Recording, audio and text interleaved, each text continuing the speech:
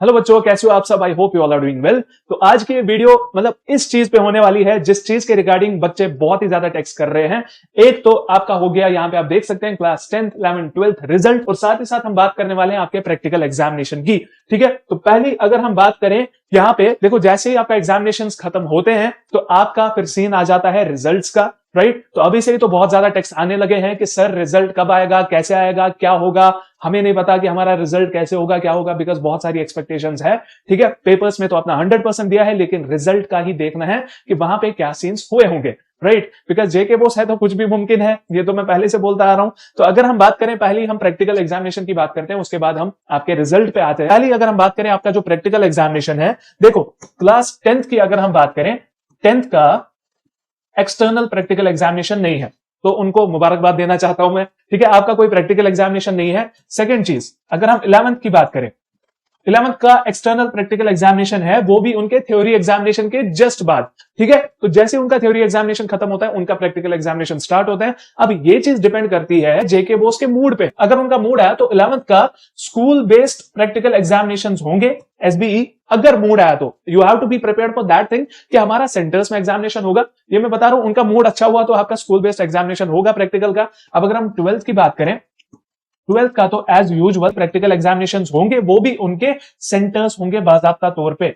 ठीक है, तो एज ऑफ नाउ आप यही समझो 11th और 12th के सेंटर्स होंगे। ये मूड पे डिपेंड करता है स्कूल बेस्ड एग्जाम्स का। एंड 10th का कोई भी एक्सटर्नल प्रैक्टिकल एग्जामिनेशन नहीं है। आप लोग मौज करो, आपका एग्जामिनेशन जैसे ही खत्म हो जाए आप फिर घूमो फिरो जो करना है, लेकिन फिर अच्छे से आपका वो स्ट्रीम चूज करने का भी सिस्टम आ जाता है। ठीक है, तो पहली अगर हम बात करें, ये तो रही प्रैक्टिकल एग्जामिनेशन की। अब हम बात करते हैं आपके रिजल्ट की। देखो यहां पे मैंने क्या चीज लिखी है, यहां पे क्लास 10th की पहले हम बात करेंगे। क्लास 10th में एसजेड मतलब सॉफ्ट जोन, यहां पे हार्ड जोन। सॉफ्ट जोन की बात करें, आपका 19 मार्च को खत्म होता है examination properly, and hard zone की बात करें आपका 24 मार्च को एग्जामिनेशन खत्म होता है प्रॉपरली। तो मैंने ये दोनों चीजें क्यों लिखी है, बिकॉज इन दोनों का रिजल्ट एक साथ ही आएगा। ऐसा नहीं कि पहले सॉफ्ट जोन का आएगा फिर हार्ड जोन का आएगा, तो दोनों का एक साथ आता है, चाहे जम्मू हो या कश्मीर हो। ठीक है, तो अब अगर हम बात करें ये चीज यहां पे अगर हम मेंशन कर रहे हैं, तो इस हिसाब से देखो जेके बोस के हिसाब से आपका जो रिजल्ट है वो 40 से 45 डेज के अंदर अंदर आएगा। मतलब इतना टाइम लगता ही है जेके बोस को।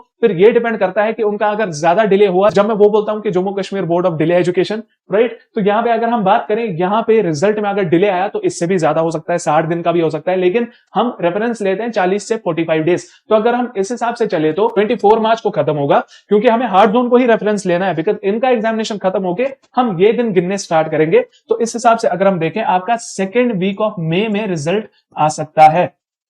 ठीक है, सेकेंड वीक ऑफ मे में रिजल्ट आ सकता है। और एक चीज भी मैं बताना चाहूं, पहले हमेशा जेके बोस 12th का रिजल्ट निकालता है, उसके बाद 10th का रिजल्ट डिक्लेयर करता है, एंड उसके बाद 11th का रिजल्ट डिक्लेयर करता है जेके बोस। ठीक है, तो इसकी बात करें, ये सेकेंड वीक ऑफ मे में रिजल्ट आ सकता है। एंड यहां पे अगर हम बात करें, ये 18 मार्च को आपका क्लास 11 सॉफ्ट जोन का एग्जामिनेशन खत्म होता है 18 मार्च को, एंड हार्ड जोन की बात करें तो 22 मार्च को खत्म होता है एग्जामिनेशन। अगर हम 40 से 45 डेज ले तो अब कोई बताएगा ये तो 10th से पहले रिजल्ट आएगा, नहीं, इसका ऐसा कोई सीन नहीं होगा।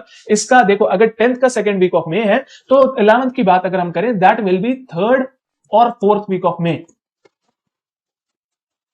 ठीक है, तो इसमें रिजल्ट आपका आ सकता है। 11th की बात अगर हम करें, तो अब अगर हम 12th की बात करें, 12th का मैंने बोला कि सबसे पहले रिजल्ट डिक्लेयर होता है। तो यहां पे अगर हम बात करें, 17 मार्च को सॉफ्ट जोन का खत्म होता है एग्जामिनेशन, एंड 20 मार्च को हार्ड जोन का खत्म होता है एग्जामिनेशन। तो इन दोनों का सेम डे पे रिजल्ट आएगा। ठीक है, तो अब अगर हम बात करें कब आएगा, 40 to 45 डेज बोला है जेके बोस ने। ओके, तो अब हम बात करें इनका, फिर आ सकता है फर्स्ट वीक ऑफ मे में।